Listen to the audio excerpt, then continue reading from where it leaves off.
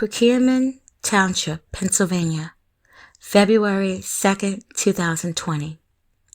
My mother told me one time, if he hits you once, shame on him. If he hits you twice, shame on you. I didn't really understand that until I was in that situation. And by no means, I wasn't the type of girl that curled up in the fetal position. Whatever was closest to me was going upside his head. We were fighting. That doesn't make things better.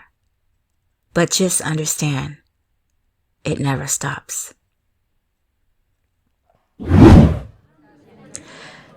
It was Super Bowl night, around 40 degrees in Montgomery County. But the couple decided to go to PJ's Wellingham's, a local bar and lounge. Sabrina Harooni, 23 years old, and her boyfriend that she'd been dating for 7 months now, Nicholas Foreman, 23, they would order beer and wings and watch the game. Nicholas had rented a room on Hamilton Road close by. Though Sabrina lived elsewhere, she would stay with Nicholas a few nights during the week, and tonight would be one of them. Waitstaff said that they were an average couple, enjoying the game and one another's company. Their server said that they were both nice, polite, and seemed happy. One waitress noticed that Sabrina was looking a bit agitated at one point during the evening. Perhaps this was before the incident came in, and these are Nicholas's accounts of the night. Nicholas said that his girlfriend had gotten to an altercation when 3 females jumped her. He managed to get her inside an Uber, and they would head back to his place, yet the fight had continued outside his home with the same 3 females. He carried her inside, he put her in bed, and he would check on her from time to time. She was still breathing. He showered and went to bed. The next morning he had a court date. It was about a drug felony charge for selling cocaine at Limerick District Court. He left Sabrina in bed, and when he got back home around 11 a.m., she wasn't looking too good.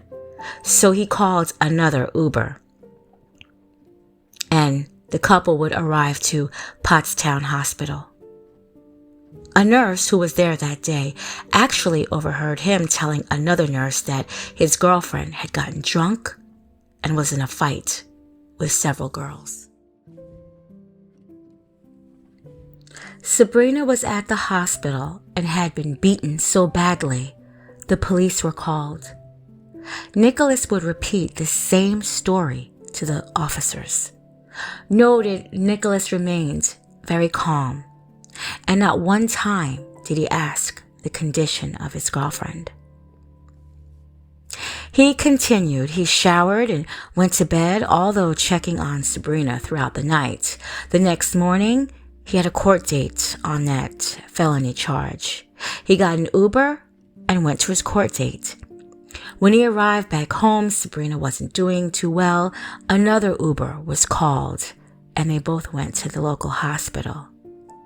An investigation had started. Police would obtain the CCTV footage at the bar and the lounge.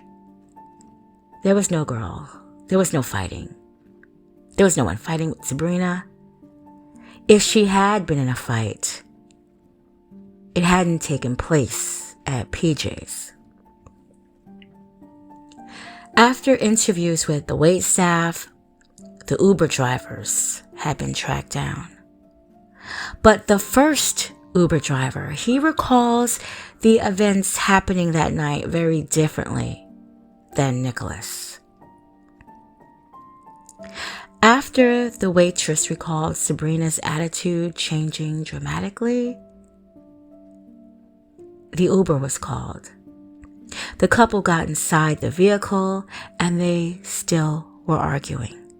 Sabrina She had received a text from an ex-boyfriend, and this infuriated Nicholas. He was demanding to see her cell phone, and she wasn't going to let him, which excelled the argument. The Uber driver said Nicholas kept screaming, quote, "Give me the fucking phone," unquote, over and over, and she told him no. She told him that he was scaring her. He told her if she didn't give him the phone, he was not allowing her inside the house. The argument continued as they exited the Uber to the resident's driveway. The couple was extremely loud and still outside. The Uber driver left and he came back several minutes later. He said he was intentionally lingering around the area. He heard screaming, things breaking to the floor, but it was perhaps in the backyard of the home because it was out of his sight. Another man was visiting his mother on Hamilton Road, several houses down. He heard the commotion too. He said he walked towards the home to investigate.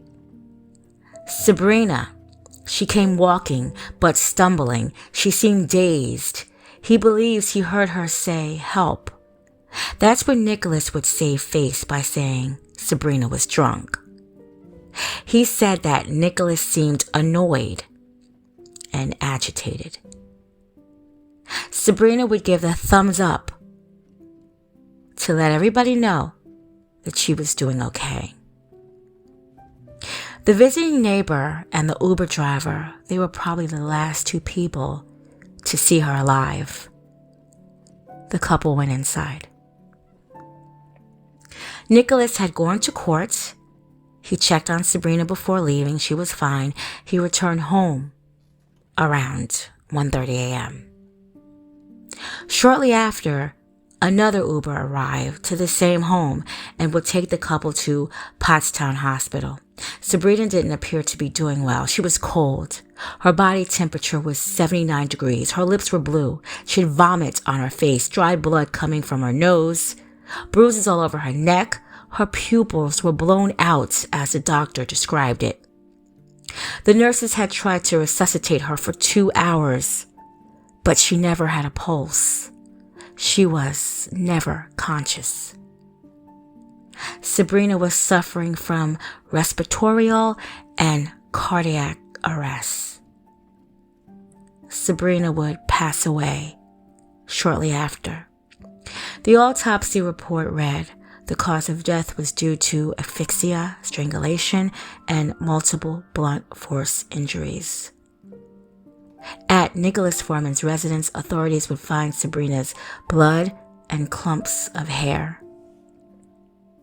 While Nicholas's girlfriend lay dying in his bed, Nicholas had met up with another girlfriend, an on-again, off-again girlfriend, and they sat outside in the car and had taken a few pictures, smiling, and even had kissed several times. Nicholas was arrested, no bail, and charged with first-degree murder.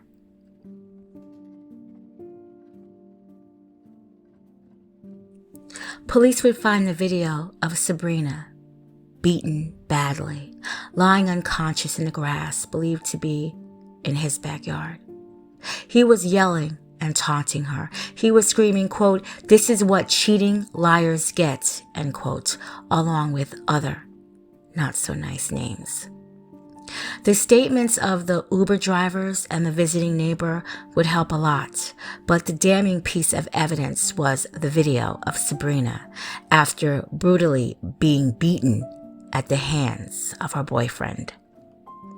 In court, the video was played, and as soon as Sabrina's mother heard her daughter's voice, she burst into tears, and she said, quote, "I miss you, Sabrina. How could you do this to my baby?" End quote. The trial took 4 days. Nicholas Foreman received life, no parole. Sabrina Harooni, so young, so loved, and so missed by so many. Was this the first time that he had done this? And to her, I'm going to go out on a limb and say no.